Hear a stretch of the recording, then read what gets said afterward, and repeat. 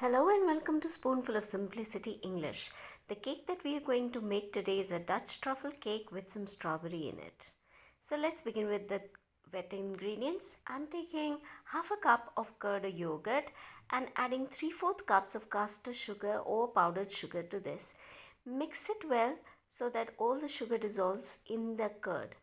After that, we are going to add 1/4 cup of unscented oil or odorless oil to this mixture and make sure that it mixes well into a homogeneous mixture before we carry on further. The next ingredient to go in is milk, 1/4 cup of milk. And this is not all the milk that we are going to use in this preparation. Later on, if there is need, we might add a little more milk to adjust the consistency. Now let's talk about the dry ingredients. We need 1 cup of plain or all-purpose flour, followed by 4 tablespoons of cocoa powder. Make sure that you're adding all these ingredients onto a sieve.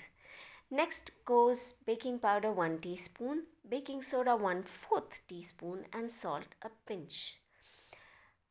Sieving all these ingredients together helps two ways. One, it mixes all these ingredients while you're sieving it, and secondly, if there are any impurities, they will remain on the sieve and you will not spoil your batter. Next, we'll add vanilla essence 1 teaspoon and chocolate essence 1 teaspoon. All of this enhances the flavor and the smell that you have in this batter. Now, as I mentioned earlier, I'm using around 1 tablespoon of more milk to adjust the consistency of this batter till I get ripple-like consistency.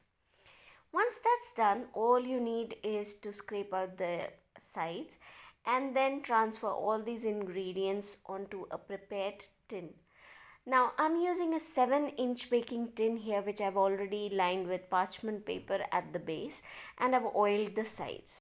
We now just need to transfer all the ingredients into this baking tin, tap it a little to release all the air bubbles that might be in there, and take it to a preheated oven at 160 or 170 degrees centigrade and bake it for about 35 to 40 minutes. At the end of 35 minutes, do a skewer test to make sure that your cake is baked well. If not, leave it a little longer, and if it is, then you can take it out.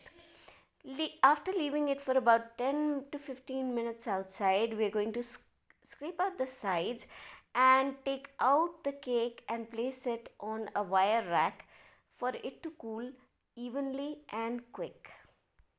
While our cake is sitting there to cool, we are going to prepare the ganache. I have taken around 200 grams of dark chocolate and 50 grams of milk chocolate and chopped it well.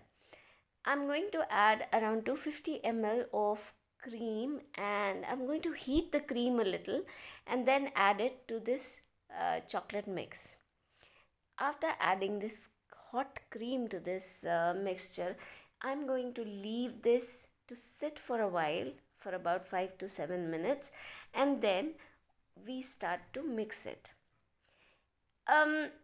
In normal circumstances, this should do the trick, but where I'm staying, it's a little cold here, so it did not work out like that. So I'm going to need to put this on a double boiler and try to melt the chocolate and the cream together, and that did the trick. One important thing for this ganache is that you have to make sure that your chocolate to cream consistency remains 1:1, and you can make use of any cream here. You don't necessarily need a double cream. You can do it with the normal creams that you buy. Now I am going to leave it in a fridge for about half an hour for it to set, and then we will slice the cake into 3 portions because I'm going to need 3 layers of the cake, and then use the ganache to start doing the icing. So here I've used a cake leveler and divided my cake into 3 parts, and now I'm going to place it on a turntable. So here goes the first layer. I'm adding a sugar syrup to this, and then I'm going to layer it with the chocolate ganache. Make sure you're adding a sufficient amount of ganache because there's going to be some ganache that is going to get soaked in by your cake sponge. On the second layer, I'm adding strawberry compote, which is already prepared, and I'm just using it here. Now this is the strawberry compote. Again, I'm using a generous amount, but other than this, I'm not using the strawberry compote anywhere else. But if you wish, you can decorate your cake with strawberries further to add more strawberry flavor to this cake. On goes the third layer and the final layer. I'm adding the sugar syrup, and then I'm going to cover it with a layer of ganache again. After covering the top and the sides with a thin layer of ganache, I need to put this cake in the fridge to set a little before I go on doing any further. Now for the final decoration of my cake, I need a little lighter shade of the ganache as well. So what I'm doing is I'm adding some more cocoa powder to this, around 2 to 3 tablespoons of cocoa powder. One, that makes the consistency thicker, and two, see, it changes the color. So I wanted a two color ganache on my cake, so that's what I've done.